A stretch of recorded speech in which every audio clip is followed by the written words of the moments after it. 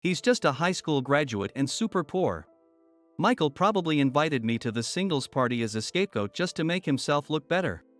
Sure. He is usually competent at work and is undoubtedly a promising man who graduated from a prestigious university and works for a major corporation. But his mistake might have been flaunting it too much. After sending the drunken Michael home, I stayed behind with the three women. We were just talking, and we were wondering if you'd like to have another drink somewhere quieter? What? In the end, we moved to a quieter place and decided to continue drinking, no longer treating it as a singles party. My name is Jim Johnson. I work at a law firm and am 29 years old. The firm I work for is one of the largest in the city. We have a diverse group of professionals including lawyers, judicial scriveners, and administrative scriveners. And I'm a practicing lawyer as well as an associate director. Our firm is staffed with young and talented individuals. Let me share a bit about my childhood. Both of my parents were lawyers, and I was raised in London until I started elementary school. My parents were international lawyers. However, London was dangerous at the time, so my parents decided to send me to school in the US. As a child, I lived with my paternal grandparents in the US while my parents traveled between the US and London for their legal work. When I started elementary school in the US, I struggled to adjust since I had been in the UK all my life. Eventually, I made friends, but preferred to be a lone wolf. I didn't seek to join groups, which suited me just fine. I think it was around that time that I met Michael. Michael and I were classmates in elementary and middle school. He was always the leader type, always at the center of the group. We weren't exactly friends, but we weren't enemies either. We just went about our daily lives in our respective roles. In middle school, as the school district expanded, we got more classmates from different elementary schools. But neither Michael nor I changed our stance. I continued at my own pace, while Michael remained a standout.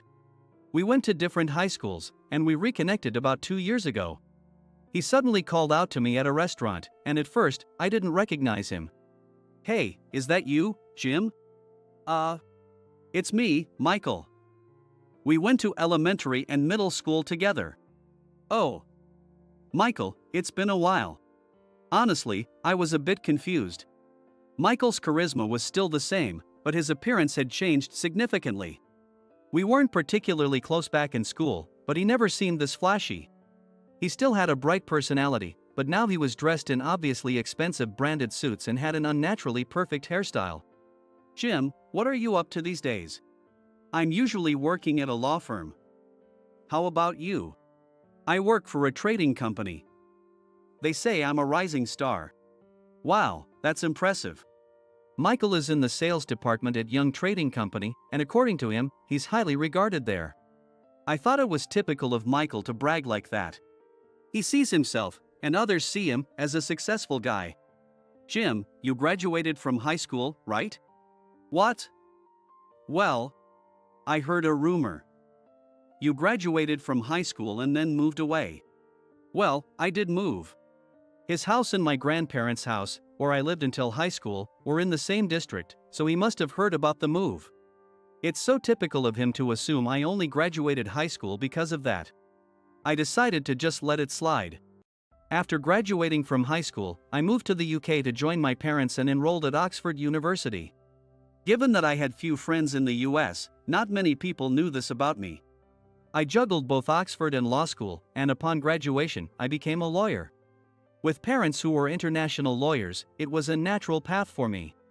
Like my parents, I also became an international lawyer, worked in London for a few years, and then returned to the US when my current law firm offered me a position. The firm, although large, is relatively new. I joined as part of the founding team and was appointed deputy director, working alongside Mr. Anderson to expand our connections and build the firm to what it is today.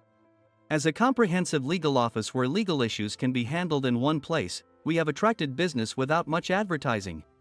Although I'm often interviewed, I prefer staying out of the spotlight, so not many people know my face.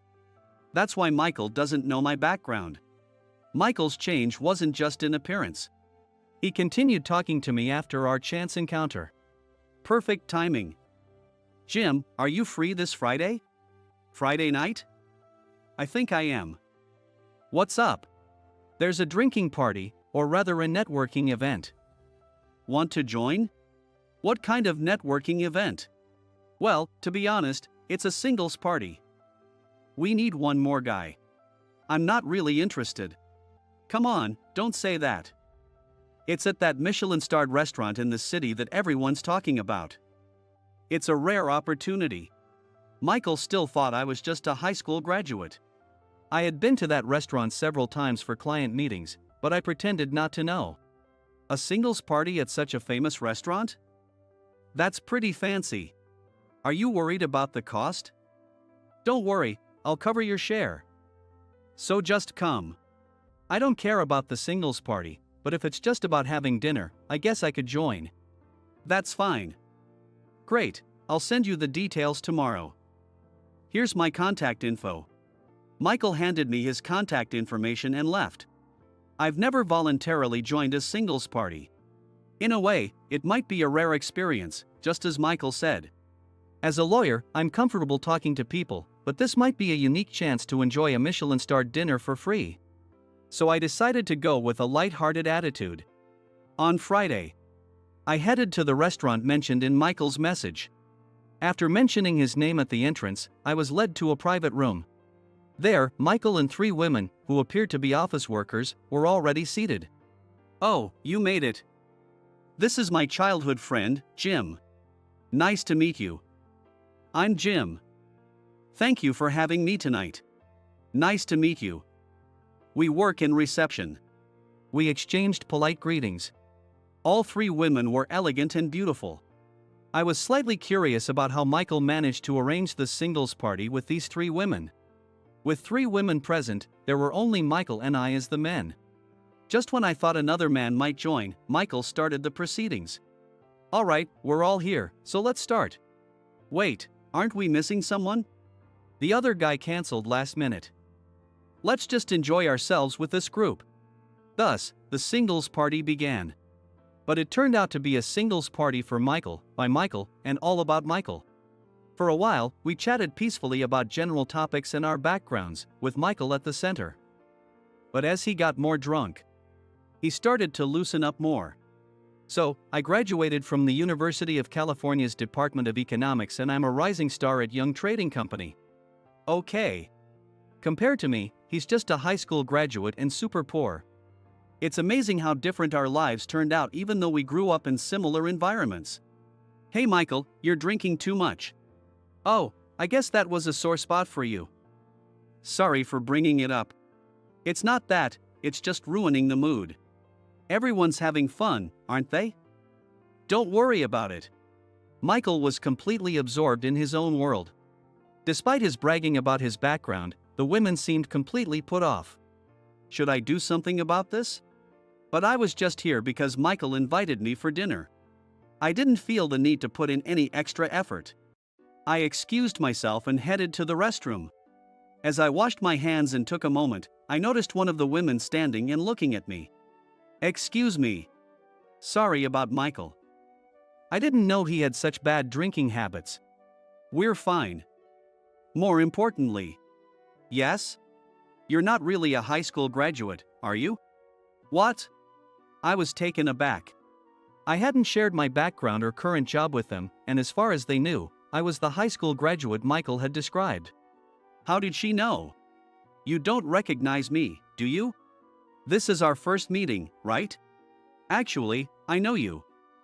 I'm Jessica, I work at the reception desk at your law firm. No way. I recognized you as soon as you arrived. I thought Michael knew, too.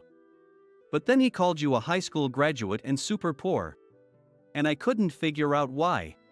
Michael and I aren't close, I just came along for the ride today. That makes sense. I was surprised to think you were friends with someone like Michael, but now I get it. It's understandable. I hadn't seen Michael in nearly 15 years, and I didn't graduate from a university in the US. I was raised by my grandparents in the US from elementary school through high school. So Michael probably assumed I was poor without my parents around. We went to different high schools and didn't keep in touch, so he had no way of knowing my career path. Michael likely invited me to the singles party thinking I would make him look better. Did he really want to be admired that much? Was he dressing in expensive brands to impress others? I started to feel a bit sorry for him for his character. Not wanting to leave the group hanging, Jessica and I returned to the singles party. Michael was still in high spirits. "Hey Jim, you're back. We're talking about going to a second place." "Really? Maybe we should call it a night." As I tried to convince a very drunk Michael, the women were whispering among themselves. The atmosphere was clearly bad, and they might be planning to leave. It would probably be best for everyone if they did. I continued to calm Michael down. In the end, I paid the bill and pushed Michael into a taxi. "Hey high school graduate. What do you think you're doing? I'm paying, let's go to the next place." "No, that's enough. Please take him home," I told the driver. I forcefully sent Michael home and stayed behind with the three women. "Sorry for ruining the evening. Let's just call it a night. We were just talking, and we were wondering if you'd like to have another drink with us somewhere quieter."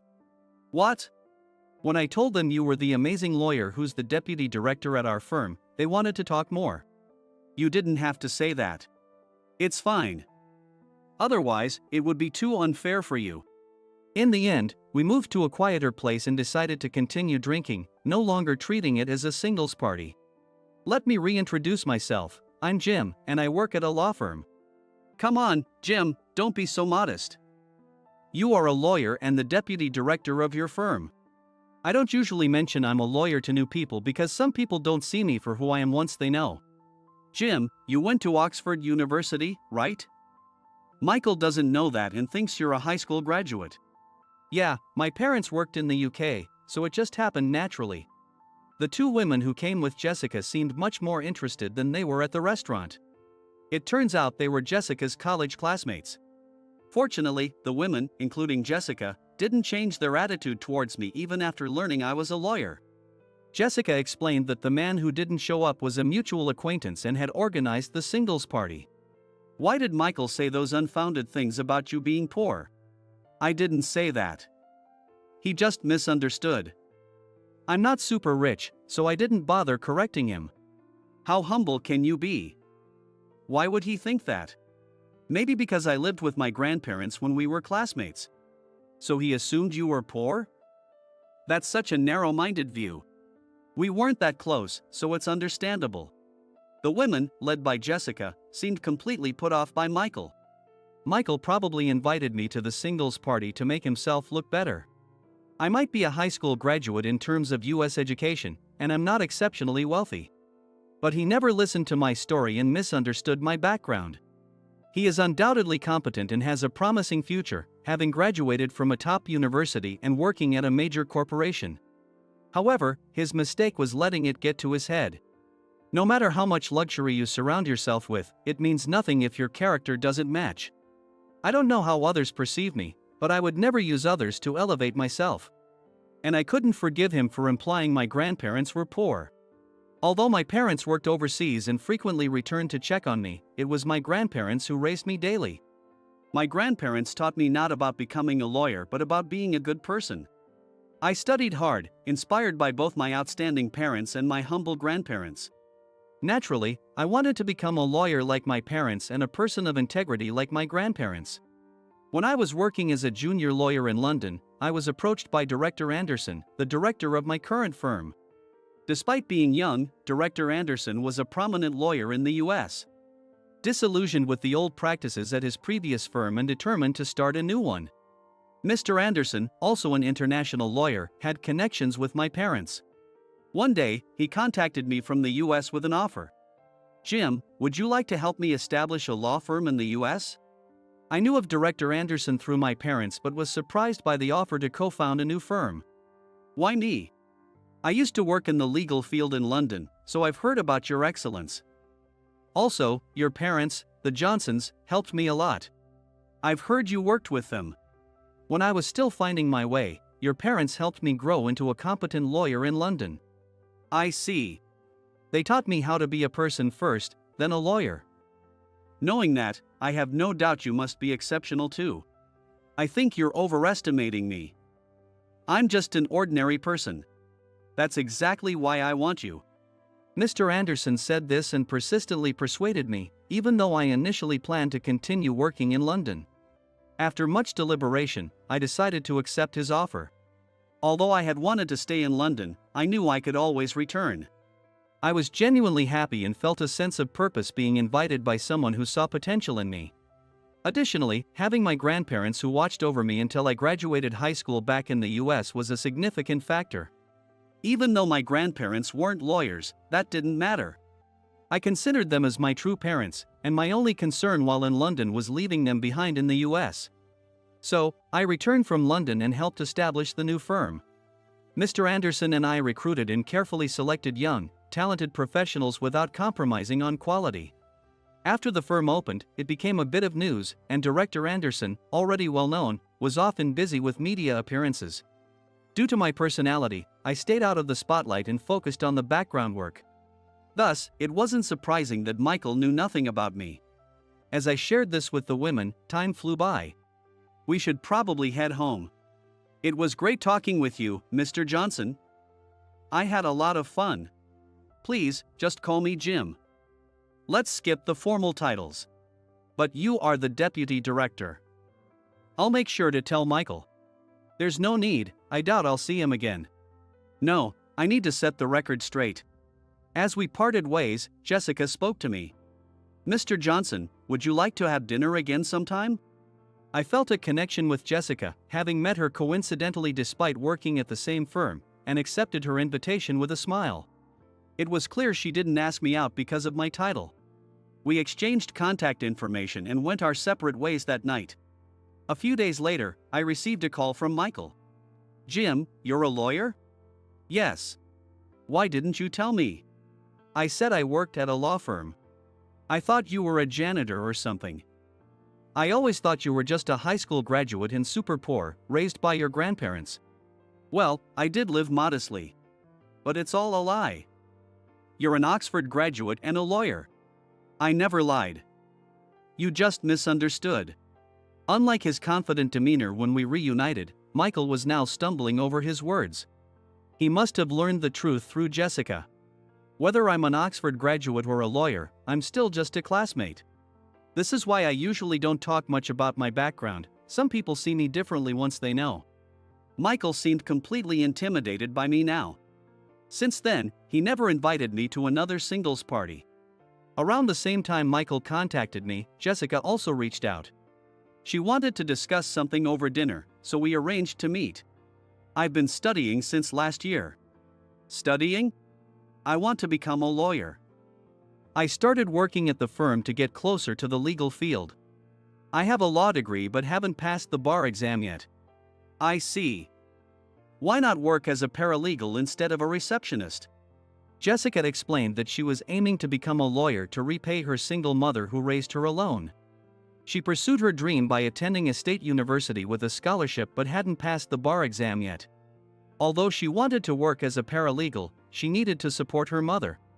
So she worked as a receptionist during the day and at a restaurant at night. I can talk to the firm about having you work as a paralegal. That's not why I brought this up.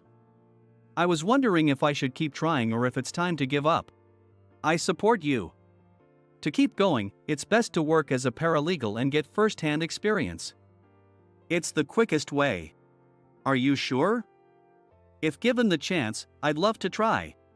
Then let's arrange the transfer right away. I'll support you as much as I can. So, Jessica transitioned from being a receptionist to working as a paralegal under a lawyer. I also arranged to meet with Jessica once a week for what turned into study sessions. Jessica's skills and confidence grew rapidly, and she looked much more radiant than when we first met at the singles party. Then came the bar exam. Jessica gave it her all and passed with flying colors. She was no longer a receptionist or a paralegal. Wearing her lawyer's badge, Jessica was filled with pride and confidence. Watching her, I realized something. I had fallen in love with Jessica, who had worked so hard and achieved her dream. As a newly minted lawyer, Jessica decided to gain experience by working at another law firm. She would be busier now, and we might not see each other as often. I decided to confess my feelings to her. Jessica, congratulations. You really worked hard. Thank you. It's all thanks to you and everyone else. Jessica, I've liked you for a long time. Will you stay by my side from now on? Oh my. I've probably liked you since even before that. When we met by chance at that singles party, I was so surprised. I'm honored that you feel this way. Yes, let's be together. And so, Jessica and I started dating. Though our busy schedules meant we couldn't see each other often, we cherished the time we spent together. A year passed quickly, and Director Anderson had some news for me. Jim, I'm thinking of moving to London. What? I've been invited back by the firm I worked for in London. After careful consideration, I've decided to go. That's great. I wish you all the best. And I want you to take over this firm as the director. Do you think I'm up to the task? I've been watching you, and I know you can do it. You're the only one I trust with this. Thus, I became the director of the law firm the following month. Although I had always worked behind the scenes, I could no longer stay out of the spotlight as the director. I found myself increasingly appearing on TV and in magazines, leading to even busier days. Despite my hectic schedule, I decided to take a vacation to spend time with Jessica. Though we kept in touch regularly, seeing her after a long time made me realize how much she had grown. You're the director now. It feels like you're drifting away. I'm busier, but I haven't changed. Hey, I have a proposal. A proposal? How about becoming a family? Wait, are you? It's a proposal, yes. Wow. I'm so surprised, but I'm so happy. Yes, I'd love to. Jessica's face lit up like a blooming flower. When I placed the engagement ring on her left ring finger, she teared up a bit. You're making me laugh and cry at the same time. Of course. It's a flood of happiness. I then suggested that Jessica and her mother move in with me. Since her mother was her only family, it was the natural thing to do. After confirming if it was okay with me, Jessica started crying tears of joy. We decided to set up our new home close to my grandparents' house. This way, I could also keep an eye on my beloved grandparents. Upon announcing our engagement, my parents immediately planned to return to the US next weekend. We are organizing a family dinner, including Jessica's mother. I'm at the peak of happiness, but I know I couldn't have achieved this alone. My grandparents, parents, Mr. Anderson, Jessica, the staff from both the London and the US offices, all of them helped me get to where I am today. And yes, I should also thank Michael, who inadvertently brought Jessica and me together. I will keep these feelings in my heart and continue to work hard, never resting on my laurels.